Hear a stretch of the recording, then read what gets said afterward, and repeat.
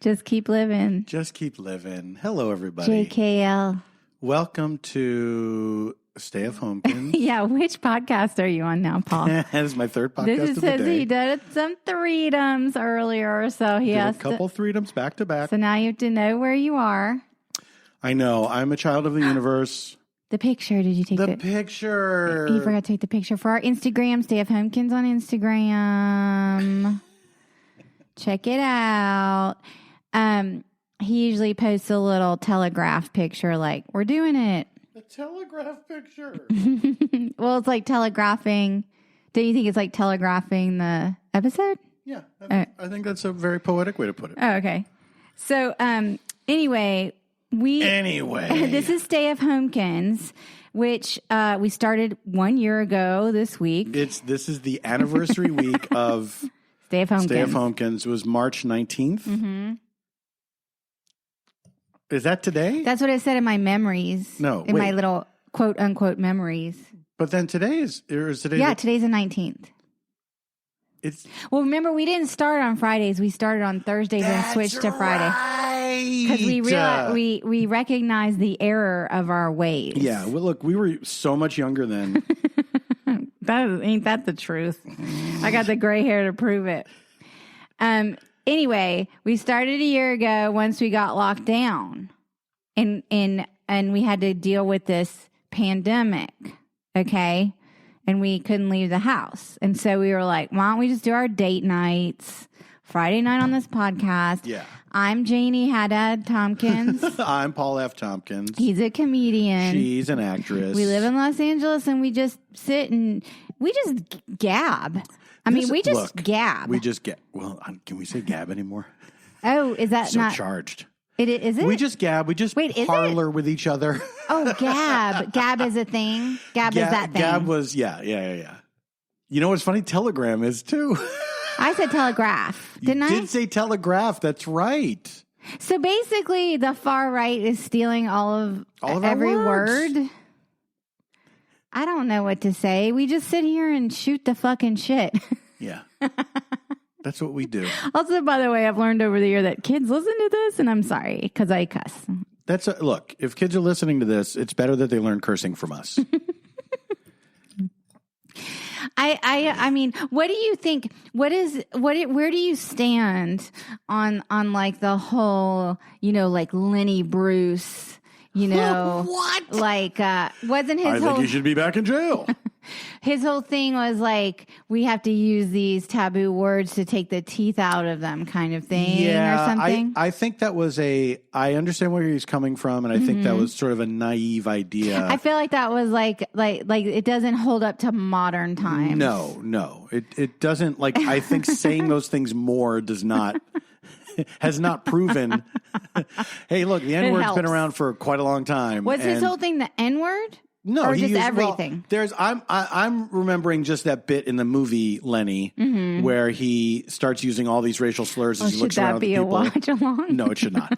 He looks around at all the people in the audience and uses various slurs to describe them, and then says, if we keep doing this, we take the power out of these words. And then a little black girl won't be crying when she comes home from school or whatever. And it's that's an ignorant view of it. Or like you said, a naive, or maybe like a sophomoric. Yeah. Like it's an unexamined. We have more information now. Yeah. I think is. Well, we have more information, and it's also it's the argument of people who don't want to change anything. There's a George Carlin bit that really does not hold up well at all. Really? He talks about there's a bunch of his stuff where he talks about political correctness. When that was first becoming a term, and he does this bit about the term shell shock and how they changed that over the years. To what? It went through various permutations. It went from shell shock to, I think, like battle fatigue. Oh, right. And so his point is it seems like it's holding up. Seems like it holds water, right? Okay. And then he says, now they call it post-traumatic stress disorder. And it's like, It's a real thing. That seems extremely accurate. Also, that's what we've landed on. Yeah, but that doesn't seem like it's trying to shy away from his whole thing is you're shying away from the truth when you try to, change these words and everything. And it's like post-traumatic stress disorder to me is not the word disorder is in there. Trauma's in there. I mean, I see where he was going with it, but I bet he could have found a better linear example. Maybe. Yeah. But I see the point he's making. That was just not a good. It's not well crafted, and it also that bit starts with like how saying the N-word is not that big a deal. Oh, really? Yeah. Whoa. Yeah. This is like the set. When was Lenny Bruce? The 60s? Yeah. What's funny to me about the people that. Like the people that are anti-PC and everything, and a lot of times they cite Lenny Bruce, and it's always about word usage, and it's always about words that describe groups of people. You know what I mean? Right. And they like to make fun of trigger warnings and blah blah blah, all this shit. But the thing is, like, if Lenny Bruce were around today, he would not be making fun of trans kids. You know what I mean? Right. He would be like they missed the point of Lenny Bruce. People like that think the point of Lenny Bruce was you should be able to offend people. And it's like, yeah, you can. Of course, you can offend people. It's easy to offend people. But that wasn't his thing. Lenny Bruce wasn't like, yeah, I offended people. Lenny Bruce was just trying to be funny. And then he got caught up in this shit because of the mores of the time or something. Yeah. But like if he were around today, he would not be making fun of defenseless people in order to get a laugh. I mean, I almost feel, and maybe I'm wrong, and maybe I'm missing the point of Lenny Bruce just based on my slim awareness and knowledge kind of where he was coming from. And I've seen the movie and I've seen stuff here, is that he was trying to confront people with like noticing what they were saying, like using these words. In that specific bit or overall, you mean? I guess in that specific bit. Yeah, he was trying to make a point with that bit. I would like to hear the original bit if it exists somewhere. I'm sure it does. Yeah. But I wonder how close it is to what was depicted in that movie, Right. But, like Lenny Bruce started out as a regular old nightclub comic, and then he got more and more risque, and there was an audience for it. You know what I mean? Like the sort of cool people enjoyed his work, but it was the establishment that wanted to bring him down. The establishment made him more famous, though. Well, yes. That's what's so funny about this kind of stuff is that, people who are provocateurs, if they get under the skin of the establishment, then they have achieved their goal. Yeah. Yeah. I mean, that even stands true today with like shock comics and stuff like that. Yeah. Don't you think? Absolutely. Well, no, because shock comics today, what they consider the establishment is the people that have moved past what the establishment was in the 60s. The establishment of the 60s was like, those people would have been like, well, George Floyd should have complied with the police. You know what I mean? That's the establishment. Okay. And now the people that they're trying to offend are the people that are saying, hey, we should care about people some more. Right. They think that's the establishment, but they're carrying on the ideas of the establishment by, anytime a group finds a voice and they point and mock at this group, that's the establishment. They're the establishment. I just feel like comedy today is so niche now. Like there's no who is like a voice in comedy that kind of like everyone knows of? Who is that? Yeah, I mean, there's some famous comics, but it's mostly because of the time we're in. I think it's mostly like people think of talk show late night hosts as comedians, like but Stephen Colbert or something. Or yeah. But like, in terms of, I think you're right that it is very niche right now. I guess Bill Burr is somebody that everyone is aware of, but even, I don't know, like it's the days of being a household name like that are, I don't know. I mean, you have to rise so far up the ranks. Chris Rock, and he's been around forever. Dave Chappelle. Yeah. And these are guys that have been around for a long time. But like, I don't know if there's anybody new, and I also don't know if there's anybody that's a voice of a generation necessarily, right. But, and guys like Chris Rock and Chappelle also have some problematic attitudes sometimes that are very old fashioned, Yeah. I'm like Chappelle, like kind of, he like pushes the envelope a lot. Yeah. Like he likes to do like some shock stuff, but he does it so well. Yeah. Like it almost like, like I can't help but laugh when he says something that I shouldn't be reacting to. I remember there were bits in I think it was the Sticks and Stones special that I had heard about, and I was like, that doesn't sound good. I don't think I'm going to like that. And I still laughed. It was like, was it like the Michael Jackson thing? Stuff? Yeah. Like I cannot believe I laughed at that. But I know. But he made it. Me too. He made it funny. But there are other things, talking about trans people and stuff like that, where it's like, that's outdated. That's an old way of thinking, and it's not worth you expressing this if this is how far you've thought about it. Mm-hmm. You know what I mean?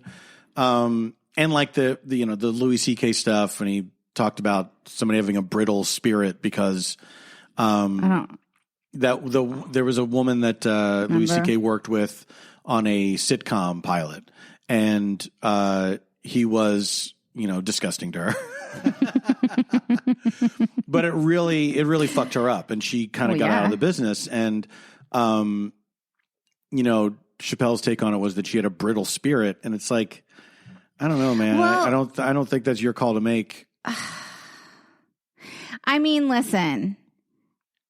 There's so much like bro comedy that is out there that is not good. Yeah. It's just not good. It does like perpetuate a certain dangerous culture. Mm-hmm. And I don't like, I used to, cause I worked in the comedy club where I waited tables, like before I knew Louis C.K. was gross to women or whatever, but like, I thought he was like so funny. Mm-hmm. He was. And I thought his whole comedy about like hating his family was an act. Why wouldn't you assume that? Of course. Because like his wife would be there watching and stuff. Yeah. And I thought that was so like safe to laugh at. Yes. Because I'm like, oh, this is because everyone has like a comedy voice and they're putting everyone's. This is an obvious exaggeration. Yeah. Everyone's always just broken up with their girlfriend or girlfriend, just whatever. You know what I'm saying? That's never true. Yeah. You know what I mean? Mm-hmm. So like I'd be watching that just freely laughing about, hating your family. Mm-hmm. And then I'm like, oh, he might actually hate his family. Like as time went on and, like he may, clearly didn't stay married and, I don't know him, so I shouldn't be weighing in on him. I'm just weighing in on what's out there in the pop culture about, you know what I mean? Right. Like there's a lot known. Yeah. So I'm not talking out of school or whatever. Am I? I don't think so. No, he was in a public place performing comedy. This is you saw it. That's not like there's a delightful element of stand-up comedy where something is said. Oh my God, Cuckoo. Cuckoo, what do you think? Something Lenny, Bruce. That's your take on everything. Where something is said and it's not cool to say it. Mm-hmm. And it'll just hit you it's like, I don't know, like sometimes that's what's funny sometimes. Absolutely. That can be really fun. It depends on who is doing it. Yes, and how they do it. Like that's a real, in order to pull that off, that's a real skill. And the idea of like these comics that are like they think the comedian's number one job is to offend, but then they're performing in these places where people are maybe scary. Well, but they're not being offended by it. They like the idea that it might offend someone else. Right. Do you know what I mean? Yes. It's so weird. Yes. It's so weird. Yes. Like they're all on board, but it's the idea of like, oh man, if this person I'm thinking of heard this, they would be offended. I can't believe we got on this topic, to be honest, because I know we've talked about comedy before. Yes. So I'm sorry that we got into that. Hey, I'm sorry too, for what it's worth. Anyway, this is us. And this has been a crazy week. Yes, can I talk about how I tried to get a COVID vaccine? Yes. This was mortifying. Well, and also I was like, so okay, keep going.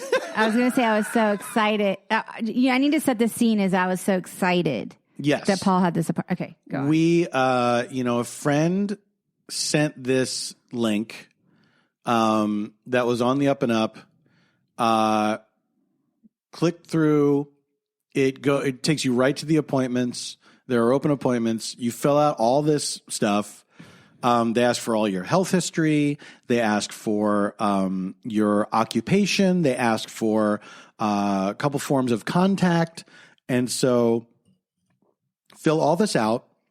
And it's And can I say the occupation, it wasn't even something you filled in. It gave you a drop down menu of the qualifying occupations. Yes. And it had under the category entertainment. Yes. Yeah. So I answer everything honestly because I'm not looking to cut lines. And I'm expecting, like at the end, it's going to say, you're not eligible.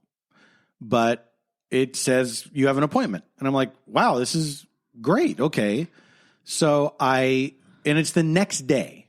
This is a Tuesday. The appointment's on a Wednesday. I go in. I didn't tell you this. It's very difficult to get into this place because it's like a weird, it's a college building or something. There's a weird entrance that you can't get to at first. I had to like go around the block and find it and blah, blah, blah. The name on the thing is not the same as the name in Google Maps, but it is the same address. Mm-hmm. So I finally get in there, park. I'm like, great. Get there. There's a line. People are 6 feet apart. I get to the back of the line. There's a woman going up to people in line saying, how are you eligible for the vaccine? And the guy ahead of me says, like, he's some essential worker or something. And she says, do you have any pay stubs that prove that? And, he's like, oh, let me see what I can find. So he's like looking in his phone for shit. Then she comes up to me and says, how are you eligible for the vaccine? And I said, oh, well, I made an appointment. And she goes, no, I know, but how are you eligible for the vaccine? And then she like starts listing things. I'm like, no, I work in entertainment. And she goes, what do you do? Are you in catering? I said, no, I'm an actor. And she went, oh, well, then you're not eligible. And I said, but it let me make an appointment. And she said, well, anyone can make an appointment. That doesn't mean you're eligible. And I said, I know this isn't your fault. I know this, like, you have nothing to do with the website, but you understand that I thought because the website let me make the appointment that I was eligible. And she said, no, anyone can make the appointment. So it's like, no, she's not repeating what you're saying. Yeah, no. Because in this moment, she's not hearing what you're saying. What you need from the person in charge is to say, I understand that this is absurd. That's all you need from them, is to say it's a problem, it's a glitch, whatever. I get why you thought it was okay, but she's sort of treating me like I'm a Karen. Mm-hmm. Yeah. And I'm like, okay. So I love. She goes, well, it's according to the CDC guidelines. Well, and that's not even right either. Yeah, it's not the CDC guidelines. But here's the thing. Yeah. So by the time I get home, I go to check the link again. Mm-hmm. and I check it, and then I realize, wait. It takes you to the middle of the page. Mm-hmm. And so I start to scroll up, and that's when I see, here's who's eligible. There's a big, like, here's who's eligible thing. I would say this, I'm not a web designer. You must go to that part first. The link must take you to that part first. Well, not only that, because I wouldn't have. It said it's only these things, only these jobs. If you're in these groups, you can do it. And it's like, if I saw that, well, of course I wouldn't have made the appointment. But that's not even where the problem lay, because then we found out later that it was a glitch on their website and they were turning entertainment industry away. Yes, and but.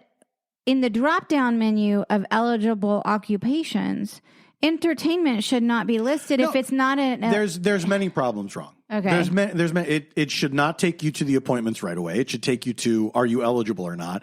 It should not have had entertainment as an eligible occupation. If it's not an eligible occupation. Even if it allowed you to put that in there, at the very end, if you're not eligible, it should say, no, you can't because you answered this. Or what about this? When we found out that there was a glitch after the fact, why then didn't they go through the website, some IT person, everyone who clicked entertainment as their eligibility category, then email, because they emailed you the confirmation. They took my email and they took my phone number. But also, you got an email with the confirmation and everything. Absolutely. So they obviously can. So they should have emailed and said, "Oh, this was a glitch on our website. This occupation wasn't meant to be in the drop down." And then, by the way, we heard of other people that went and did get vaccinated that were entertainment, because I guess at the same place. No, I think it was a different place. Yeah, luckily there's no uniformity to this whatsoever.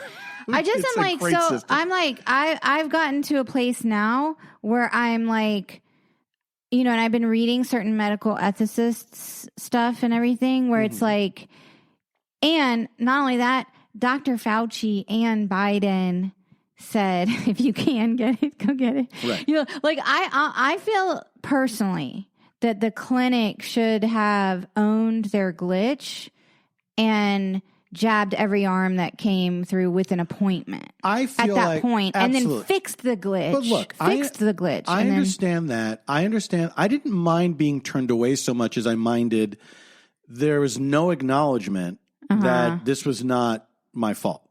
That I followed everything to the best of my ability with what I had at the time, and that there was not. If she had just said like, yeah, the website, you have to scroll up, and see the guidelines. But there still would have been that drop down menu that said entertain. I know. But if there had been an acknowledgement, if there had been just an acknowledgement of, we were getting a lot of people that are coming in here and they didn't see this, and that's a problem with the website. I'm sorry, we can't give you an injection. I feel like the problem with the way that the mistakes that are happening with the vaccine are going in California, I can't speak to other places. I know that it's messed up other places too. My family is, we've been talking about this. But the way that it's being framed in California media, okay? All right, I'm just going to say it. In the LA Times. Specifically. Put them on blast, honey. The LA Times has been all over blaming the individual instead of blaming the hiccups in the system. And I don't know whose pocket they're in. Okay. Right. I don't know whose photo ops they are publishing on the front page first, but I can tell you that if on any given day, if you decide to read about the vaccine rollout in California in the LA Times, you're going to get conflicting information, because I have been reading it a lot to figure out what is going on. What's the truth? Is the truth that California is throwing unused doses away and there are empty vaccinations? Yesterday on Twitter, there were viral tweets going around about Dodger Stadium having a bunch of empty slots. Yeah. But then I hear, oh, you can't get an appointment because the websites are glutted up and there's a shortage. So I don't understand what the truth is. And I would like for some media outlet here in California to actually get to the bottom of what it is. Well, here's what I think based on that kind of information. First of all, the LA Times is making it all about like these rich people are jumping the line and everything. It's like, yeah, that's terrible, but you do have to you must say that this system is fucked up. It was misleading. It was misleading. Yeah, it's a mess. The system is a mess, and it would be good to hear somebody say that on the record. That this system is a mess, and that it's not all to make it not us turning on each other. But also, I think that what happens is whether or not these things are true at the time, as soon as it gets tweeted out and passed around, it's not true anymore. It's not true anymore. Another thing that, so like the LA Times, so I go in the LA Times today and I'm like, okay, what's the latest with the vaccine rollout? And now there's this whole political quagmire, I don't know, mess, whatever, bullshit. Just call it what it is. Because Governor Newsom decided to hand over the program to vaccinate California to Blue Shield, which is this giant corporation, like a healthcare, like a health insurance corporation. Yes. And there are all of these counties that don't want to sign over their power to Blue Shield because they're just going to use an algorithm and they're going to say, well, you're only going to get 20 doses this week. Right. And that county official might be like, no, we need 80. Yeah. And they don't want to sign it over. And so now there's like a holdup of the flow of vaccines while people are like fighting above us, like that we don't have any idea or control over. Yeah. And not only that, Governor Newsom said it was going to cost like $15 to vaccinate everybody. And then Blue Shield came and took over. And now he's saying it's going to cost $40. I'm making up numbers. It's like trillion or billion or whatever. And I'm like, so what was that all about? That seems suspicious to me. Yeah. Like he hands over this giant contract to a corporation and all of a sudden it's 3 times as costly and no one wants to work with them. Yeah. The whole profit aspect of this all is disgusting. And, it just this whole situation has illustrated how fucked up our healthcare system is in this country. And I don't know how anybody comes out of this not saying we should have free healthcare in this country. I heard on the news, forgive me if I've said this before, but I heard something on the news that I can't stop thinking about where this doctor said, we don't have healthcare in this country. We have sick care. And it's like, I can't stop thinking about it because like that sums up everything. Yeah. And it sums up how we dealt with COVID and it sums up how we're going to be left with COVID. There's so many people out there that are going to be dealing with long COVID and all this stuff. And like, we're not even talking about that. We're not even talking about that yet. Yeah. Anyway, I'm mad about the vaccine system because and the reason I believe the other side now of like they're throwing doses away instead of there aren't enough appointments and people and they're slammed is because when I read about that political infighting corporation bullshit, I'm like, oh, they're throwing doses away. And they're inflating the cost of how much it's going to cost to vaccinate every Californian. Like it tripled in a week. So what does that tell you? What does that tell you? They have people who know how to do math. Yeah. So to me, it's like, and like, it was like 3 weeks ago, he pissed off. I'm just like really down on Governor Newsom. Sorry. I'm having like a thing about Governor Newsom lately. And I am a little mad, but like he pissed off Walgreens, CVS because they had extra doses. and they contacted him and said, we have like 200,000 extra doses because these healthcare workers didn't want to take it. Which is a whole other level of weirdness.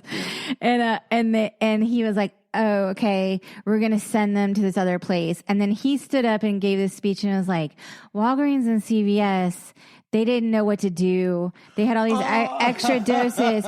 So I came in and decided to give these extra doses to this area to save the day. Mm-hmm. And then Walgreens and CVS was like, we're the ones who called you.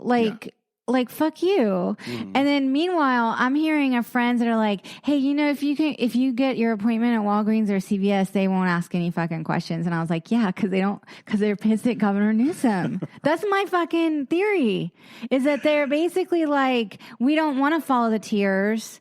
We just want to because also they don't want to get in a situation where they have extra doses again. Yeah. I don't think it's so much that they don't want to follow the tiers. It's that they don't want to waste the vaccines. Well, and also if they don't use them up, they could lose status, the shipment status. Right. So if they end up with overage, then it hurts their right. So there's like there are all these things that are going on that we don't know about as just individuals trying to navigate this system. Mm-hmm. And of course, when you get a link that says your occupation is on a drop down menu and it takes you to an appointment, you're thinking, oh, terrific. Yeah. Terrific. I can go and I can start my vaccination process because it's not even a swift process anyway. Mm-hmm. You got to do 2 doses and wait the weeks. And meanwhile, you've got Biden on TV and Dr. Fauci on TV looking us in the eye and like urging us to get our fucking asses vaccinated. Yeah. And so it feels like this weird thing of like, hurry up and wait. You know, I don't understand it. I just want everyone to get it. And the longer it takes, this is why I'm mad at California too, is if they're wasting doses, because the longer it takes for America to vaccinate, the longer it takes for the world. Mm-hmm. There are poor countries right now. The New York Times just came out today with this graphic about who can get the vaccine and where. Mm-hmm. And there are countries that don't have any vaccine yet, and they're waiting on the rich countries, and it's vaccine inequality. Yeah. And we've got to hustle. Mm-hmm. We've got to hustle. That's why they shouldn't turn anyone away that has an appointment, in my opinion. If they make a mistake, they got to own it. They got to jab you, and they got to move on to the next, in my opinion. Yeah. I mean, I'm almost there. Having been there in person and seeing that line and seeing who was in the line, it was not a bunch of actors. You know what I mean? Mm-hmm. This was clearly like people that work in different jobs that they're ahead of me in the line. Sure. So I didn't have any problem. I didn't have any problem with, I really didn't have any problem with being turned away because it was a long line. And it's like, well, yeah. And there's going to be more people coming. Like it's early in the afternoon. I guess, but what happens to your slot? That's my question. Does your slot, then are they just giving it to a vaccine chaser at the end of some 27-year-old kid that sat on the parking curb? I mean, who knows? Who knows? But that's fine. That to me is fine if that's the case. If this is how dumb this system is and how poorly set up it is, that a bunch of people who should get vaccinated, who are in more danger than I am, get vaccinated first, and then some guy who's willing to wait or swoop in at the last second, has some sort of timetable figured out where it's like, this is the time to go. Then it's like, okay, that's fine. Then that's one that didn't get wasted, but I get it. But I've even turned a corner on who should have been first, because at first they were like, well, we need to vaccinate our senior population first because they're at the highest risk of death, but on the other hand, you've got young people that are driving the infection rate, right? Mm. So you could lower the risk by targeting more mobile people. But are these people that are driving the infection rate by doing stupid shit? No, they're just essential workers. Right. Okay. And someone said online, and I was like, God, that's brilliant. They were like, why aren't they not setting up in transportation hubs, because people are traveling on planes for work and stuff. Like, these are people that are moving around and carrying germs, across state lines and stuff like that. And it's kind of 6 to 1, half a dozen to the other at a certain point, unless you're talking about seniors in group living situations. Because group living situations 100% should have been first, because those hotspots spread like wildfire. But Absolutely. look, I'm glad my mom is fully vaccinated. She's 74, but to be fair, she doesn't work. She's retired. She doesn't go anywhere. She's isolating alone. She wasn't a big driver of the infection. Yeah. And could have stayed home for 6 more weeks and worn a mask to do curbside pickup. I'm glad she got it. Listen. Yeah, but yeah. Do you see what I'm saying, though? Yeah. I do. But I don't know. I'm not the one who makes these decisions, obviously. I just am saying, like, I don't think it was an easy call. And I also don't think it's a black and white call. I think it's a call that it has a lot of... Specifically, who gets it first. Yes. Like the order of people. There's nuance, and there are drivers of the infection. Yes. You see? Yeah. People who are moving around essential work, Yeah. I mean, I'm working maskless next week. Yeah. I booked a commercial. Nothing exciting, guys, but I'm happy for the work. But it's not like some new Netflix. Right. But I mean, like, I don't like going, even though we're all going to test, like, it is a job where I am not permitted to wear PPE during the job. Yeah. And that's a little scary. It is, yeah. I've been there. Yeah. It is. Yeah. It's not comfortable. I mean, like, who's to say that that's not a risk? I'm breathing in some makeup lady's space. I'm breathing in some hair lady's space, Well, but you, in those instances, you will be masked up, and they will be too. Well, I won't be, but they will be. Well, when I get full makeup, you don't get full makeup probably when you work. Oh, for makeup, yes, you will have to take the mask off, but she or he will have a mask on. Yeah. It is. I think that on the sets that I've been on, the precautions have been taken. People take it seriously, and they're managing as best they can. But now it's still that we've got these variants, like the B117, which is so much more contagious, it does feel naked and vulnerable. Yeah. For sure. Yeah. I'm not saying like I'm an essential worker, like I'm a frontline health worker, but I'm just saying like everyone's got their risks, and it's like we got to, I don't know, make sure nothing's getting wasted. I'll say. I want to know the truth. Let's not waste a precious second, and let's not waste time not listening to these ads. Oh, the ads. Hopefully you did that Audible ad for him. You know that I didn't. All right. We'll be right back after this. While Janie is getting herself another weekend water, I want to talk to you about Audible. I'm sure you've heard of Audible. We're talking about audio books, okay? This is when you don't have time to sit and read, that's all we want to do. Like, what's his name at the end of the Twilight Zone? Burgess Meredith. What a great name. But you don't always have time. Maybe you have a commute and you could like listen to a book or some other sort of spoken word entertainment. Well, Audible is there. And now they have Audible Plus, their newest plan. It gives you the full access to their popular Plus catalog. Now you can listen all you want to thousands and thousands of popular audiobooks, original entertainment, and podcasts, including ad-free versions of your favorite shows and exclusive series. You will also find guided fitness, meditation, and sleep tracks for better rest. Come on, Audible's got it all. All available on download and stream so you can listen anywhere on any device.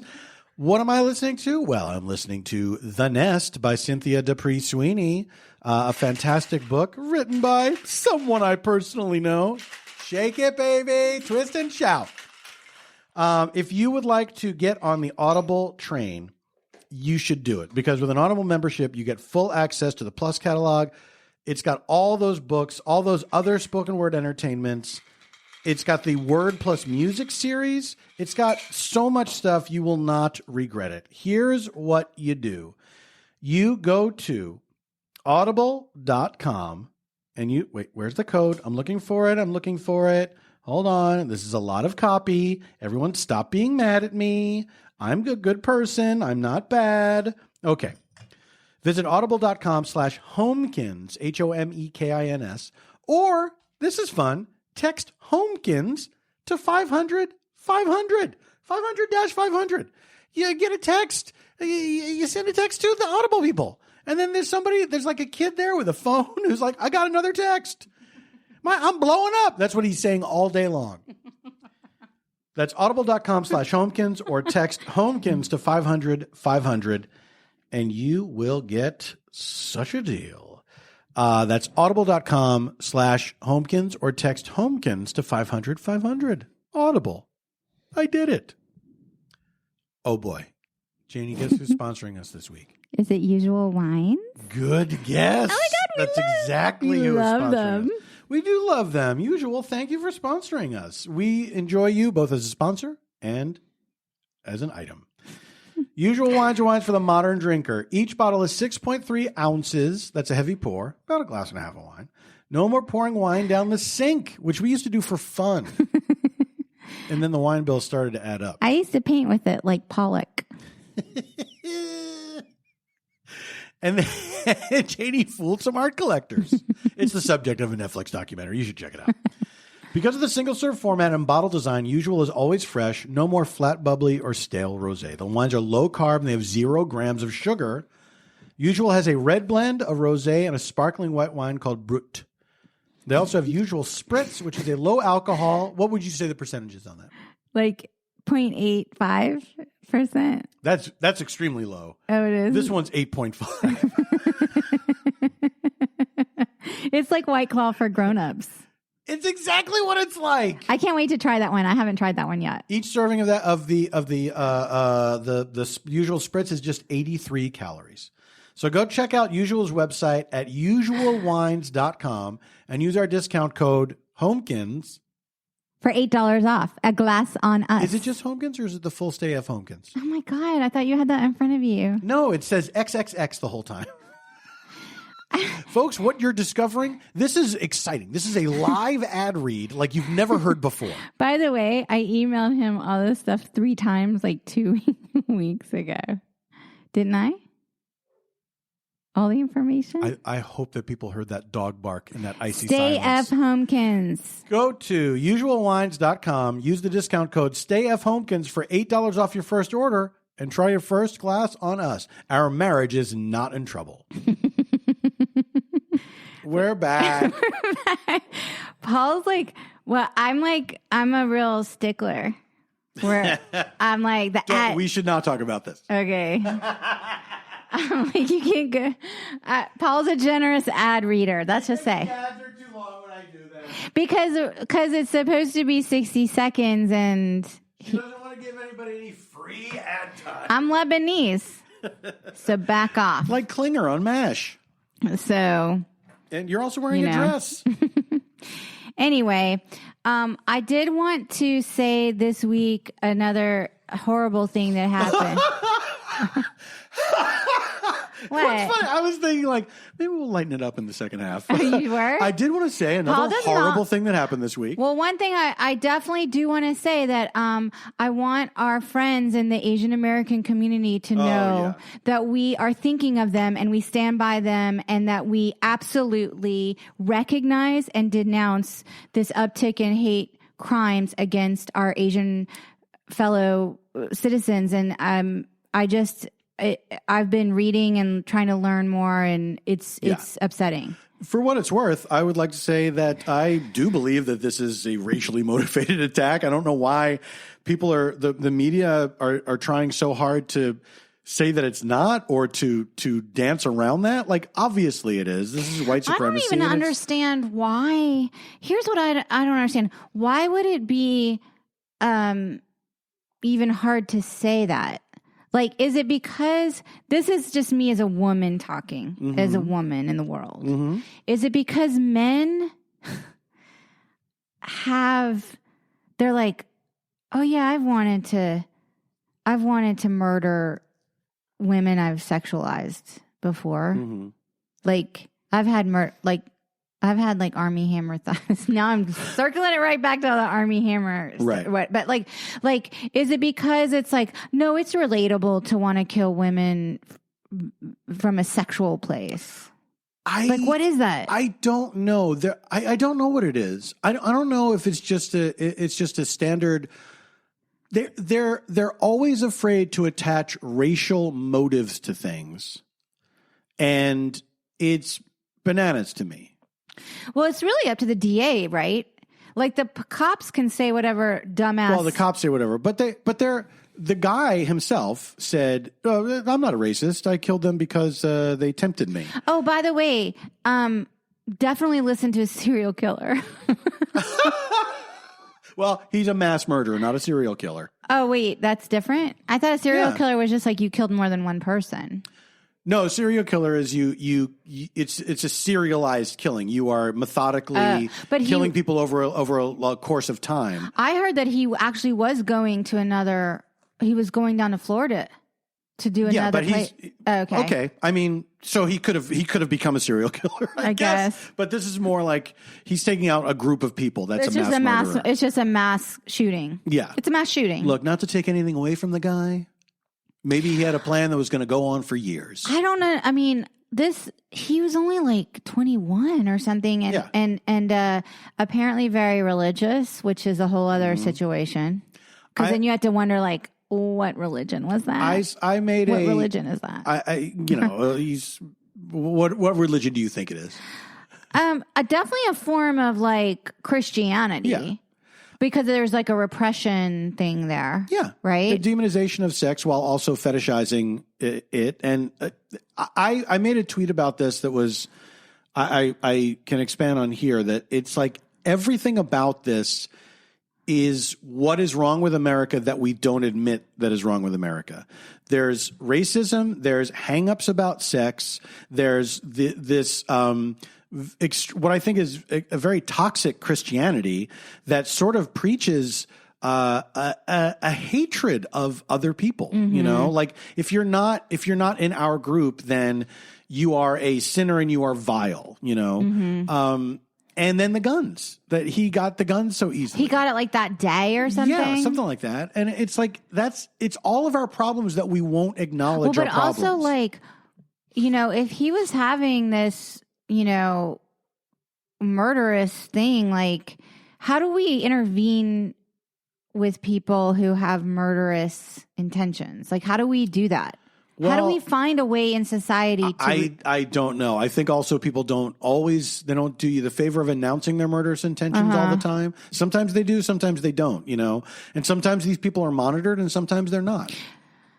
Either way, it's horrific. It's absolutely painful and awful, but what I'm learning is the uptick in Asian directed crime that was sprung by like the Trump rhetoric and stuff like that, that there are actual statistics on this that have not been reported in the news. I saw somebody else posted, I can't remember who this was, but a year's worth of, you know, magazine covers, newspaper articles, whatever, that all depict like an evil Chinese dragon, you know, like they're all about economics, but it is clearly like these images are painting China as this great enemy that is out to get us, right? You know, and look, China's not great. I mean, that doesn't have anything to do with anything, though. I mean, these are American citizens. Yes, you have to.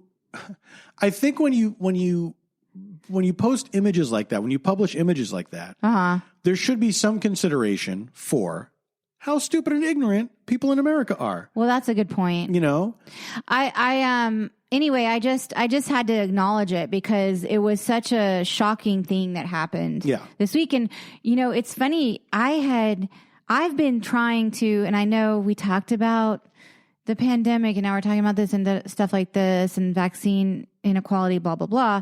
I've actually, this particular week, I was on a deadline with myself, with a creative project I was trying to complete. And I had sort of, for me, unplugged from the news. And by saying for me, I unplugged from the news, I still had an awareness of headlines coming through on my phone or whatever, but I wasn't voraciously absorbing the news. And so it was just a strange week for me to be kind of unplugged from what was happening. And then to finish on my deadline, I went away for a couple nights. The first time I've been away, I can't believe I even said it on the podcast, for the whole week. I went like solo camping. And by camping, I mean I stayed in a trailer with heat, electricity, and Wi-Fi.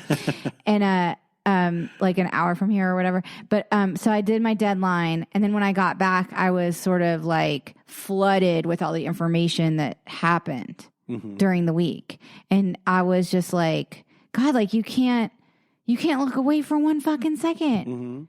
I mean, you have to because of self-care, but like there's so much going on in America at all times. At any given moment, if you blink, you're not in the know.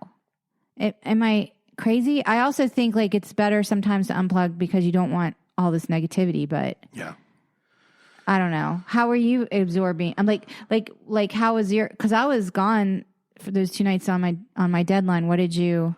I mean, how are you? When I hear about these shootings now, there's always an immediate numbness, and then it takes me a couple days to feel the impact of it. I totally agree with that. And it's always a little different, right? If there's footage footage. I will never watch the footage. But like when the the Las Vegas stuff was going on, there was a lot. That was a very documented event, and and that happened. I want to say it was in 2017. It was like right at the beginning of. God damn! I'm trying to remember now. I can't remember. I think it was 2017, and because it was right at the beginning of you know who, and. It was, I don't know. I mean, that one was so stunningly shocking because of the volume of deceased. I mean, it was like a concentrated group of people in a concert area, and, you know. But I guess, like, I don't know. I guess Biden came on the news today and made remarks in solidarity with the Asian American community, Asian community in America. And it made, you know what it made me think of? The Charlottesville event. Because of how different the leadership reacted to something like that. Yeah. And because that, for me, that moment, that Charlottesville moment, that was like, I was like, oh, he's a white supremacist. I mean, I didn't know. Yeah. Like I had suspicions and people were saying it sort of as a casual thing. But this is like, he's clearly not hiding it. Yeah. That was the most shocking moment for me in the beginning, besides him winning. That was pretty shocking. But like when he said good people on both sides, I had no idea that somebody in a position like that could even say something so harmful.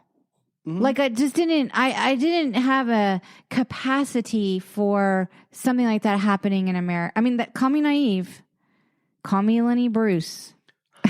What? You said he was naive. That one idea was naive. The idea was naive.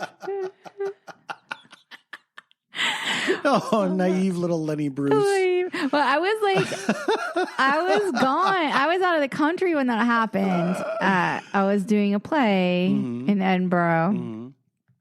And when that happened, And it was interesting to absorb that American moment overseas. Yeah. I think I told you when I was in London doing a TV show when the George Bush, John Kerry election was happening. Mm-hmm. And I remember that because you and I had started dating and then we didn't date. That's right. That was our second false start. That was the second one? Yeah. Oh, yeah. Yeah. And then I got mad at you because you broke it off prematurely. Oh, hey, it all worked out, baby. But I was working in London, and it was, going to bed thinking, oh, great, John Kerry is going to win. We don't have George Bush anymore. And then waking up and like, oh no. And then getting to work and having the AD of the show say, are you pleased about the results of the election? I was like, no. I mean, no, I'm not. I wouldn't have put John Kerry up personally. I was a Howard Dean. Look, yes, it was not like he was my favorite dude in the world, but God. I know. Anyway, I was a Howard Dean person, but whatever. The Dean scream. The Dean scream. Isn't that wild? Like that ended his political career. Yeah. That was all. That was it. Yeah. That was it.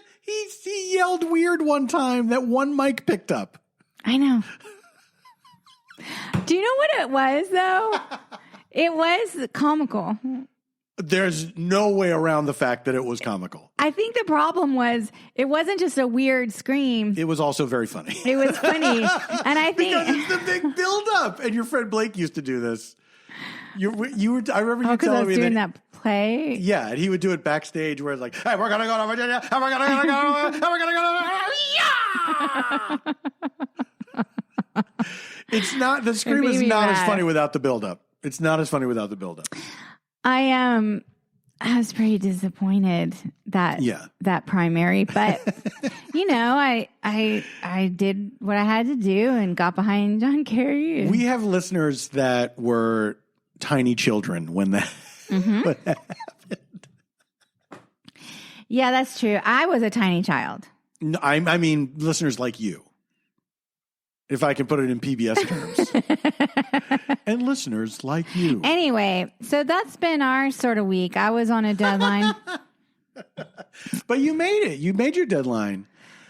So Janie wanted to finish this script, and she went up and wrote my script to rewrite it in this sort of cool Airstream kind of trailer park, really. It was a trailer park. Yeah, and it's an Airstream that's outfitted with all modern conveniences and everything. And what I needed to do was this. I've been home, obviously, as we all have, for a year. And at the beginning of the pandemic, I was able to work on my script. And then I cranked out a couple drafts. I went to my smart writer friends. They told me what needed to change. Well, you got notes from various people. I got notes from various people. And so then I started marinating on, okay, what is it that I put in this script or keep, and it became clear what I was like, okay, this is what I want to do. But for some reason, I could not, Paul went in the other room to blow his nose. I could not open the script again in this house. Like I tried so hard. We can't open that script again.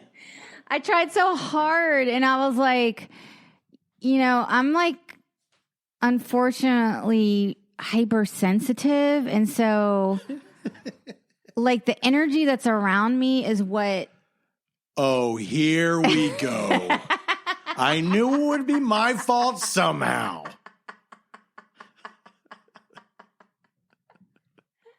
I just needed my own energy field, y'all. I love my husband very much. But I needed some... Yeah. I completely understand that, and I completely kept relate saying, to it. like, I need to reclaim my brain. I need to reclaim my brain.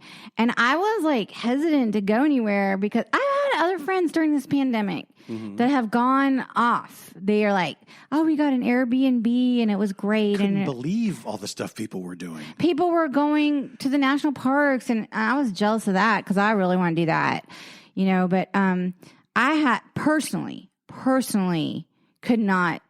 I felt like I couldn't go anywhere because I felt like everyone's like, oh, I just need to change the scenery. I want to get away. And I was like, how do you get away from COVID? Yeah. COVID's everywhere.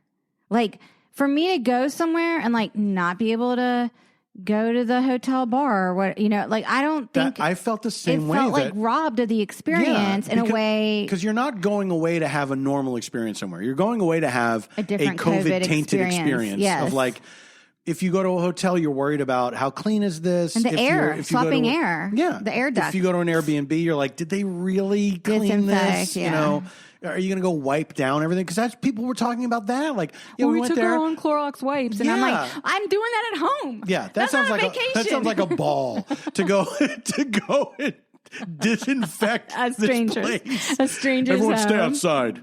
Here was the thing is like, okay, fine. Like, you go to the Airbnb, but you're still having to do all your own meals. You're not like, you can't really go to a restaurant, you know, or then you're just ordering takeout in a different city. That's not, I don't know. I didn't begrudge anyone doing it. I also had friends with kids. No, it just seemed, I don't know how they had kids and they needed to get out. They needed to get the kids out. And and that's different. Like, our lives are not that way. Yeah, they're great. so I was like hesitant to leave just because I was like, well, I'm going for the specific reason, which was to kind of hole up. Like, I needed this isolation experience, you know? And it worked. It fucking worked. I went and I was like, I'm going to get, even though, oh my God, I forgot to tell you this. As soon as I pulled up, Yeah. I got this next day self-tape audition. Right. And I didn't have anyone with me to act with. So and not only was it like, this is due tomorrow, they want you to do it in an Irish dialect and an American dialect. Are you forgetting that you sent me the audition tape that you made? Oh, yeah, I did send it to you. I showed it to you. I thought there was like a hidden. But like, you didn't know it was like as soon as I pulled up. I did not know as soon as you pulled up. That's true. As soon as I pulled up. And I was like, okay, so I taped the other lines and then I propped it on my duffel bag. And I had like, you know, my computer out of sight so I could hit play and stop when I was acting with my fake. It was like my Dr. Dolittle moment. Oh, Didn't Eddie Murphy play 10 parts in Dr. Dolittle? No. He didn't? No. What was the name of that movie? I thought he played 10 parts. The Clubs. No. Dr. Dolittle, Was he in Dr. Dolittle? Yes, he was. I thought he played 10 parts. No, they were all voiceovers from other people. Dr. Dolittle? Yes. Do you know what Dr. Dolittle is about? I've never seen it. Okay, first there was the Nutty Professor, where... No, that's what I meant. He played 10 parts in Nutty Professor. Hold on a second. First he does the Nutty Professor, where he plays two roles. He plays Sherman Klump, who is the Nutty Professor, who takes a potion that transforms him into Buddy Love, which is just normal Eddie Murphy. Okay. Then they made a sequel, Nutty Professor 2, where you saw more of the Klumps, the family. They were all played by Eddie Murphy. So this Klumps thing was just like invented off of Nutty Professor. Like, yes. It wasn't. But then Nutty Professor was a remake. Yes, it was a remake. Nutty Professor 2, there had not been a Nutty Professor 2 before. And my favorite, it's my favorite thing that they do in romantic comedies, which this counts as. or anything where like there's a relationship at the end of the movie where, you know, the main guy is in love with this girl, whatever. That in the second movie, the actress doesn't want to come back. And so it's like this whole first movie, you're led to believe like this is the love of his life. And then that person's gone. And so the next movie is like, oh, he's got a new girlfriend. Oh my God. It makes me laugh so hard. So that they weren't offering them enough money. That's the problem. Yeah, then it's like the whole... They're like, you have to work for scale. We're paying Eddie Murphy $80 million for this movie. Because I think the first movie was fucking Janet Jackson, I think was Come his... on. I think so, yeah. And so the next movie, it's like, oh, the love of his life, that was just a relationship didn't work out. He's got a new girl that he likes now.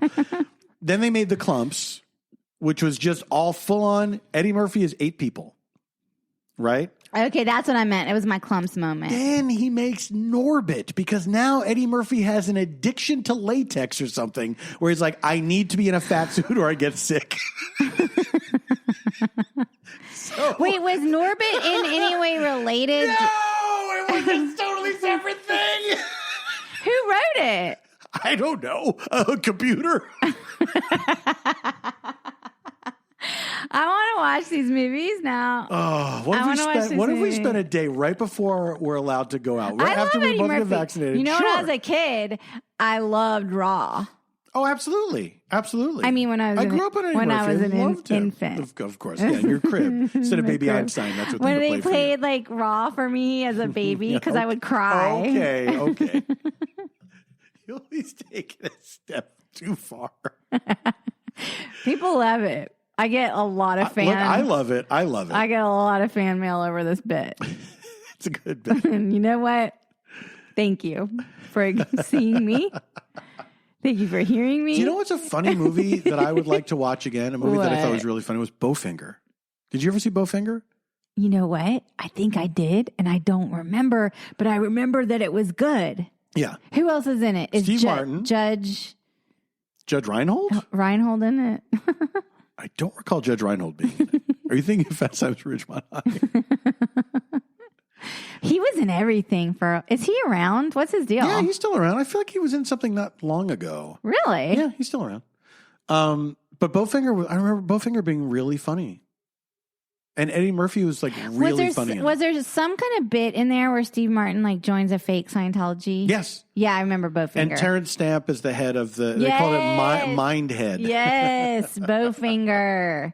Let's watch Bowfinger tonight. Maybe we'll watch Bowfinger tonight. Let's eat a gummy. You could do a lot worse. You could do a lot worse on a Friday night than get high and watch Bowfinger. Anyway, Hollywood executives, if you're listening, I've got a half-hour dramedy for you. If you're listening in a while. Hollywood executives, listen, we're going to wrap this shit up someday. Here's the pitch. A gritty NORBITT. Here's the pitch. You call me. I'll send you your next project. Boom. 5 seasons in a movie. Pull up a truck of money to my house and give me some awards. Mm-hmm. How does that sound? Is that how it works? Hollywood executives, if you're listening, it sounds like a great deal. Okay, here, I'll forgo the money. I'll forgo the awards. What? This affects me now. Well, the awards, not so much. Let's be honest, awards are not really, they're a construct. Awards are a construct. Like race or gender. Or anything, really. Yeah. Nothing exists. Nothing exists. Awards are commercials. We were just talking about this on Freedom, actually. About, great. Overlap. Well, we were talking about the Golden Globes and how the Golden Globes have always been like a sham, but they only periodically get exposed to be a sham, and then everyone goes back to pretending they're legitimate, and then they're a sham again. But people like that one the best because they drink at that one. Yes, they like to watch that show the most, but I think even that is overrated. But also, I like well. Tina and Amy hosting it. Yeah, they're funny. I mean, absolutely. The fact that the Oscars don't have a host sometimes, I think, is the dumbest thing that's ever been in existence. I thought that actually worked pretty good the last time. I don't like it. I didn't mind it. I like somebody charismatic as a host. I like somebody who's just the guy from the Hail Bob cult. If he were alive and he hosted Doe, was he Doe? Yeah, I think he was like Father Doe. Oh no, I'm thinking of Father Yo. Oh, Father Yode, of course. I will say this: like, if you were I think it would be funny to have a cult leader just as a lark one year. I mean, instead of just like nobody. Don't you think that'd be interesting? I definitely think it would be interesting. I would love like if David Koresh hosted the Oscars. Everyone you're naming is I know, damn they all dead. die eventually. What, David Miscavige? Does that work? Is he charismatic? I have no idea. I've never seen any like footage. Even in that, was there footage of him in that Scientology doc? Yes, there was. He's very short. He's a little guy. Where's his wife? Where's Shelley? Where's Shelley? Shelley, where are you? Don't you think he did something to her? Yeah, of course. It's fucked up. How is that not like found out? This is their business, is making sure that things like this are not found out. I'm sure they're bummed that anyone knows who Shelley Miscavige is in the first place. I mean, whatever. I don't listen. What cult leader do I want? Who are the big cult leaders currently? Well, no one really runs QAnon, right? That's just like there's somebody that started it and sort of maintains it. But there was no personality behind it. No, it's QAnon. That was the whole thing. God, I mean, what if it's just like some 12-year-old pimply kid? I think that's not far from the truth. It's not like a child, but it is somebody that I think just did this as a gag. And really? Yeah, absolutely. It's all bullshit. Like they're pretending to be some insider somewhere and have this information. That's how it all started. I feel like I could have been pulled in a way because... This is troubling to hear. Well, here's something that happened right after the 2016 presidential election. Mm-hmm. Was a lot of talk online. Oh, there was a lot of talk online after that election. But like about, like, oh, they need to recount this or that or Pennsylvania, whatever. And it felt plausible that there might have been some meddling because of the misinformation Russia stuff. Mm-hmm. But then there were these accounts that popped up on Twitter that were like, oh, we're part of the resistance. Angry White House staffer or inside staff. Oh, all that, rogue White House, all that shit. Yeah. Yes. And they were these because that became instantly like highly followed. It bothered me so much. And I was following them because I was like, oh, in my mind, I was like, there's somebody who wants to infiltrate this and tell us what the truth is. I mean, in my mind. Yeah. No, I get that. And then as time went on, I was like, it could be Steve Bannon. It could just be Steve Bannon, Oh, cuckoo's Welcome back, Cuckoo. Did somebody say cuckoo? Did somebody say Steve Bannon? Right? And so, and then I started to realize like, oh, this is all just, this is a bullshit. This is bullshit. And I'm pretty sure I unfollowed those accounts at some point. Maybe I didn't. I followed too many people online. Mm-hmm. But I could see how I could have been sort of groomed to believe that there was someone who knew the story or the real story. Here's the thing, though. I understand. I think that's a generous reading of what you're saying, but you did catch on pretty quickly. Do you know what I mean? And that's the crucial difference, is that you didn't allow yourself to fall down some kind of rabbit hole. But also, it's easier to believe something like that for a few weeks than it is the more sinister thing is the goalpost. Yes, the more sinister thing is somebody saying our way of life is under threat by these people.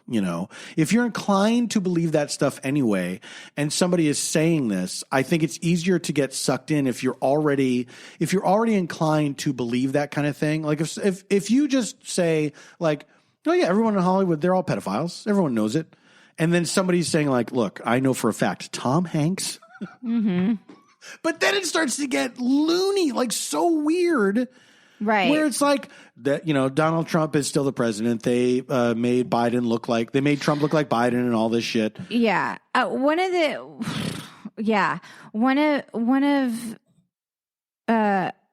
the things I would like to know, and maybe we know already and I missed it, but who wrote that anonymous op-ed in the New York Times? Oh, right.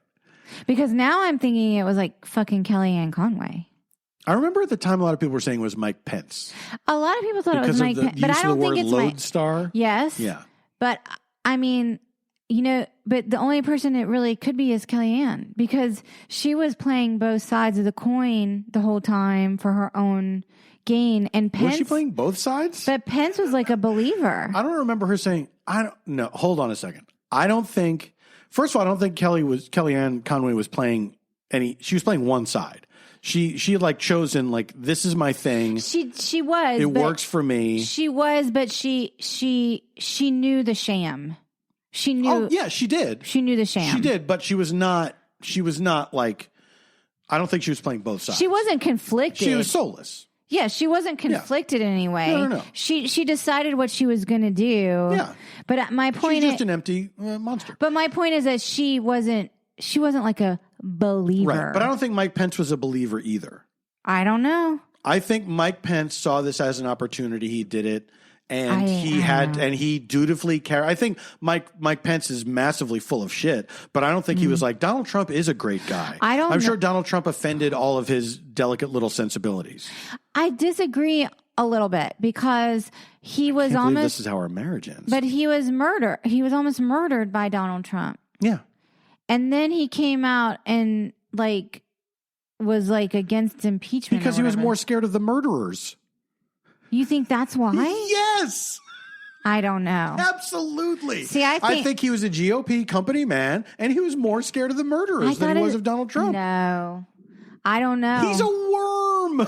I agree with that assessment. He's a worm. But I feel like you're attributing a certain intelligence to him that doesn't exist.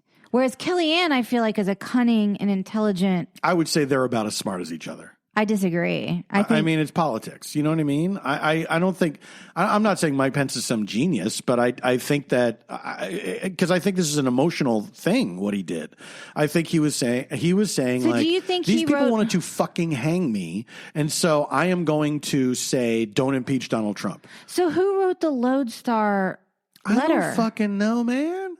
Some idiot, some coward. Does the FBI know? Because they can trace words.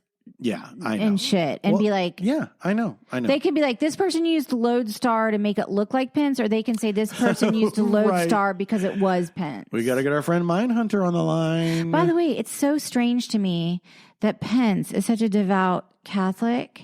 He's not a Catholic. No, he was... He was a Catholic? He's not a Catholic. No, he was a Christian that became a Catholic. No, he's not Catholic. Mike Pence is not Catholic. She's looking it up. I think he is Catholic. He is not. I promise you he's not Catholic. He is Mike Pence. Catholic. Is Mike Pence Kathy? Ack. They tried to hang me. I was trying on bathing suits, and then they stormed the Capitol. Okay. He was a Catholic. Okay. And then he became born again evangelical. There you go. Right? Yeah. But that's a strange trajectory, to be honest. I mean, once you realize the Catholic Church is the whore of Babylon, you can't go back. So wait, he's an evangelical type. Yeah. He's an evangelical type? Yes. So he abandoned and eschewed Catholicism for evangelicalism. Mm-hmm. Is that a word? Yeah. That is a journey. I don't know. I mean... Yeah? Really? I mean, I don't think it's that crazy of a journey if you're religious and then you get into a crazier religion.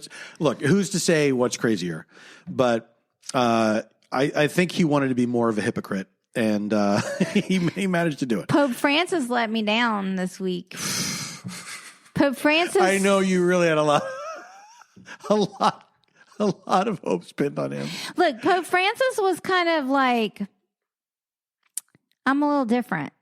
You know, I'm a little more this. I'm a little bit country. I'm a little bit rock and roll. Yeah.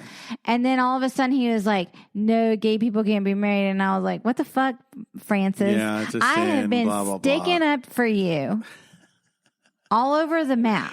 Okay. I've been like, you're different. You care about poor people. Mm-hmm. You know, you denounce this, that, and the other. Mm-hmm. And now you're saying this? Yeah, exactly. Like, they can't.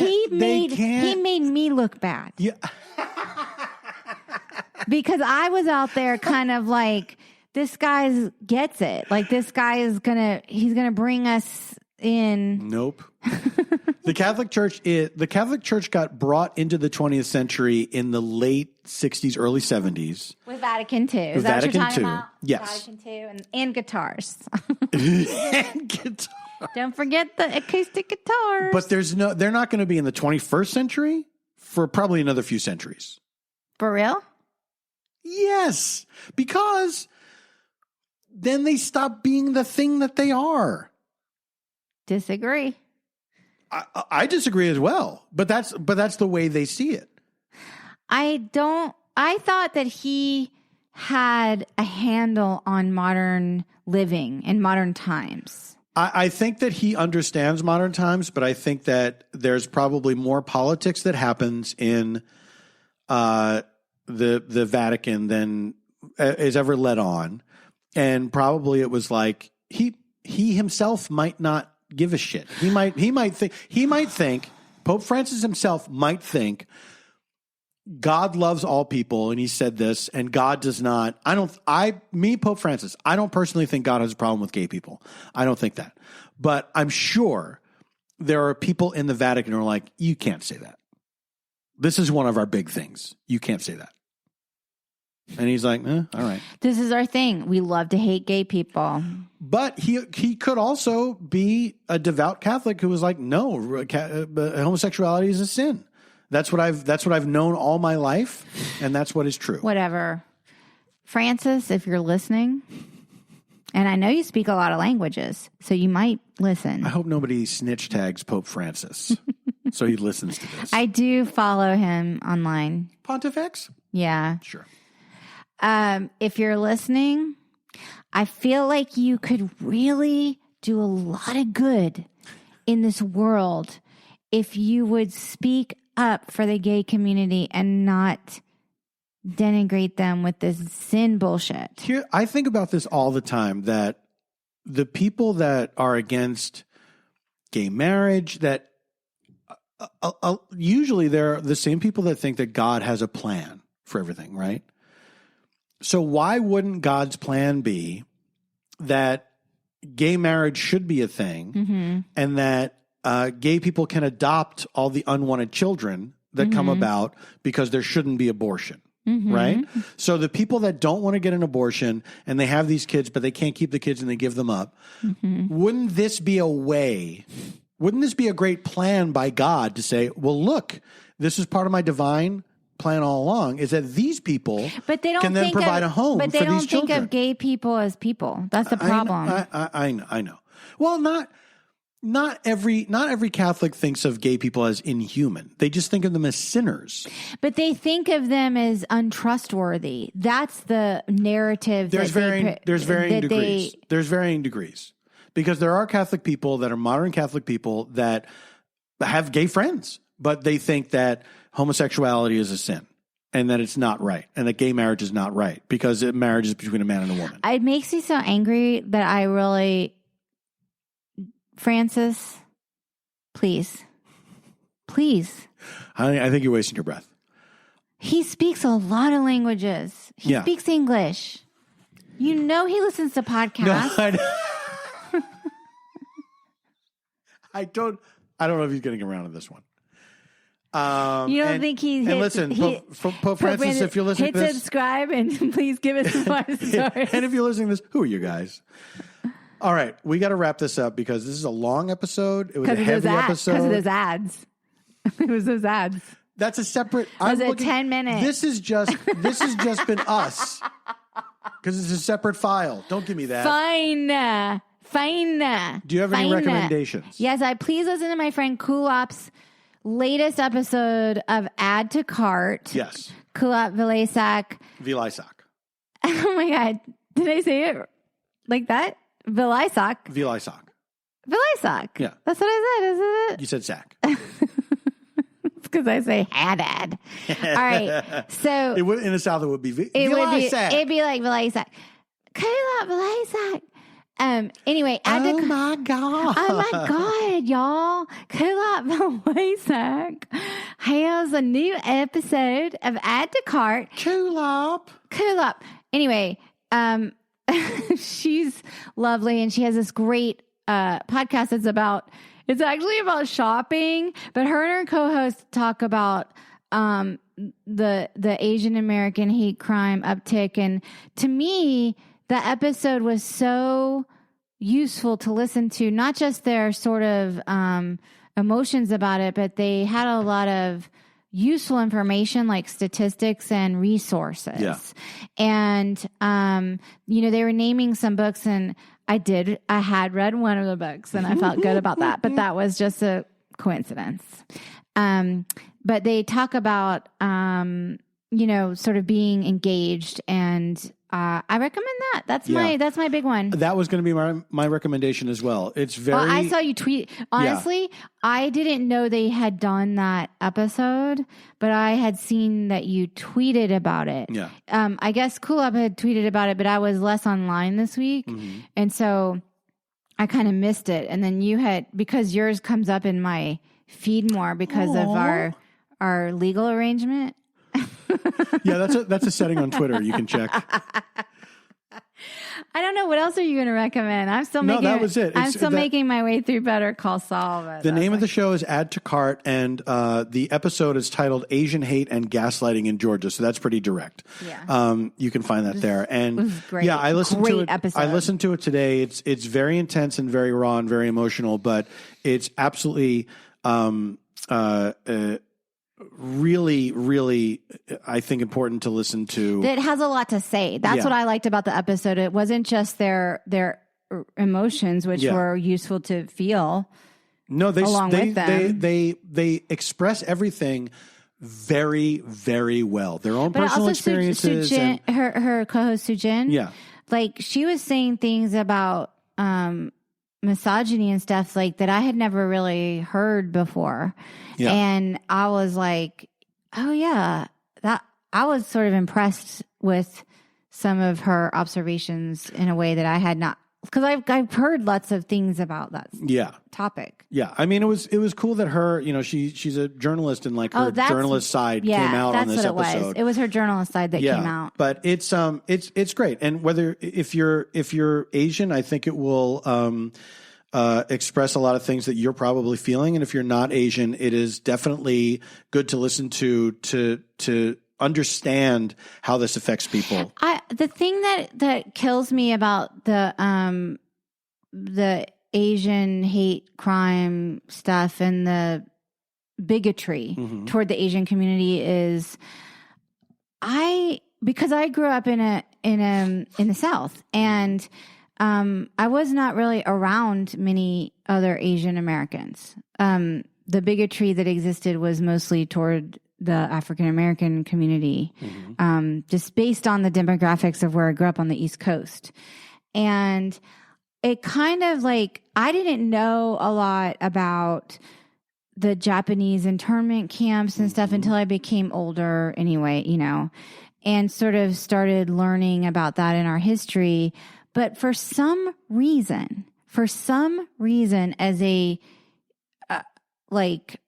sheltered, shielded white person, or white identifying person, I should say, is that I kind of just assumed we were past discriminating against Asian people in America, that it was all toward black people or brown people, especially with like the Trump stuff with the wall and this and that. And it is a very underreported and talked about side of bigotry that is very alive. And now that I live on the West Coast, like, I better be fucking awake about it because, you know, they're just based on being a more populated area. There are more, I'm friends with more Asians on this side of the country than I was on the other. But like, it is sort of baffling to me that it is not talked about in the media as much. They don't like talking about racism. They only like talking about Martin Luther King. They like talking about things that happened, you know, 50 years ago, 50 years ago. It's longer than that now. They love talking about the struggle in Alabama and shit like that, but they don't like talking about what's happening right now.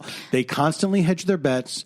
They constantly look for something else to call it that's maybe sexier, you know, like maybe it's you're going to get more eyeballs if you say this guy was a sex addict than if you say, yeah, he's a straight up white supremacist, an evangelical white supremacist who bought a gun day of and went out and killed these Asian women. Well, also, hear me out on this little theory that, just that, like, in terms of talking about the sins of America, we find it easier to say, oh, slavery was this great sin of America because it's it's so far in our past and we're removed from that. And we can sit here and say, we're an evolved people. And, you know, we can look back on that, you know, ancient time and say it was horrific.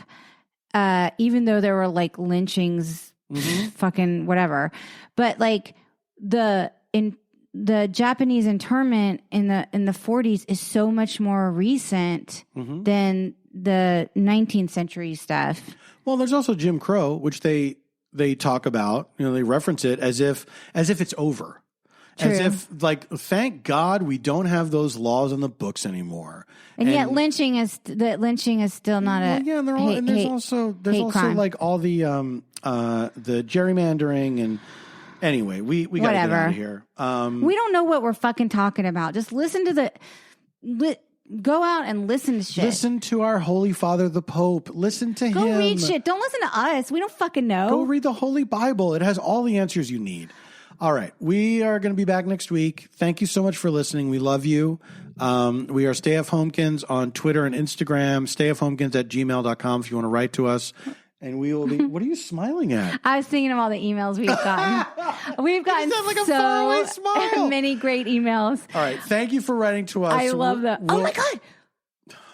There's a brand new product on kinshipgoods.com. That was our big news that we forgot. Hey, if you're still listening, Kinship Goods has a new T-shirt. So good. A new Stay at Home Kids T-shirt. It depicts a squirrel and a rat having cocktails at a picnic table. The rat is saying, y'all. It is so good. I cannot wait to get my hands on one of these T-shirts. Adorable. We'll post it on Instagram. We will post it on Instagram. It's and also adorable. on Twitter because we forgot to talk about it at the top of the episode. I can't believe. Well, I'm glad we talked about the Pope. Francis, what size are you? All right. Until next week. Stay safe, stay sane, and stay home.